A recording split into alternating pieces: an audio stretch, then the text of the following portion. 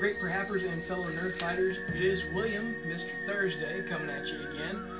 Very late in the day on Thursday, and I apologize for that. So, right to the video.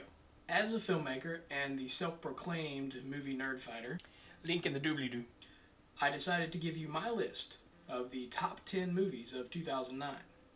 In no particular order, we have The Hurt Locker.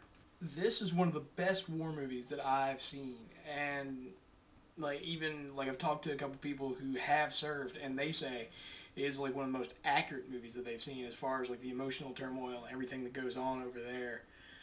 So just, amazingly done. I put it on a list with Platoon and Full Metal Jacket for just top war movies. Inglourious Basterds. Quentin Tarantino is just an amazing storyteller. He always does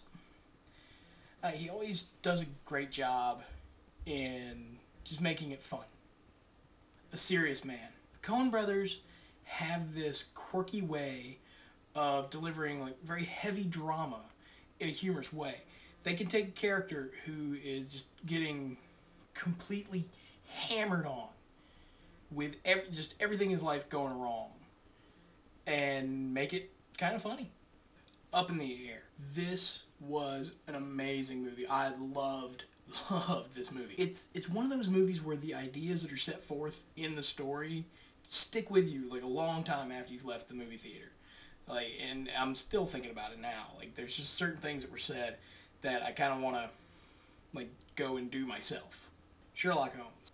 With the movie version of League of Extraordinary Gentlemen being just a complete failure, I was worried about this one because I know that there's this, kind of desire to update things and change things, and I was so worried they're going to screw up Sherlock Holmes as a character and completely screw up everything.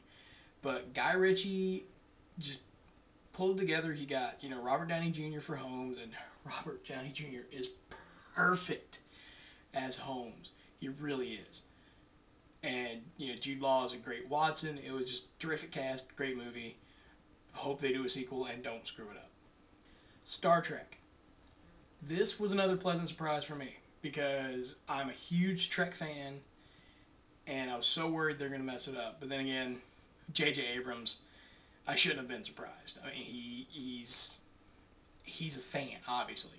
He's a fan, made it for the fans, and still made it for a new generation as well.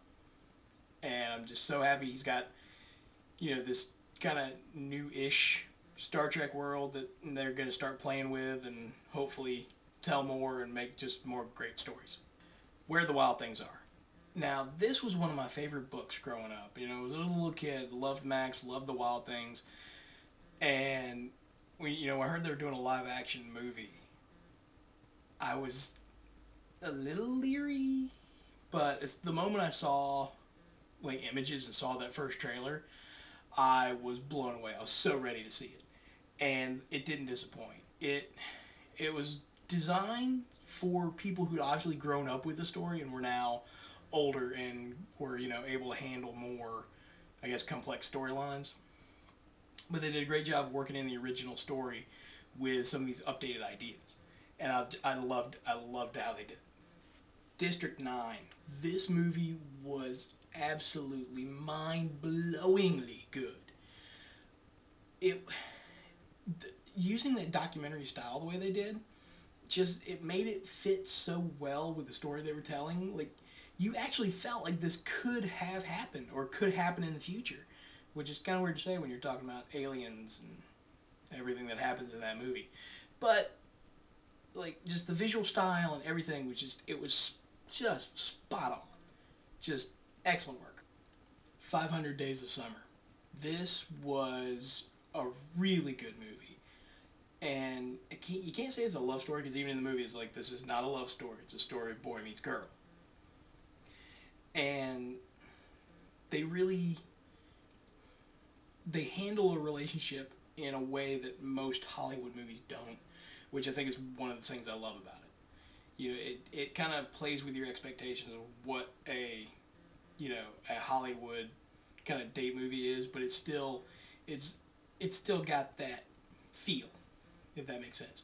Just really unique, really well done. The Hangover. I've seen this movie 4 or 5 times now. Once with my parents, and it does not stop being funny. I can watch it again and again. There's few comedies that can do that. They're consistently funny. Like, you laugh at the same spots every time. And this was one of them. So there you have it. That is my top 10. That is all for me today. Melissa, we'll see you tomorrow.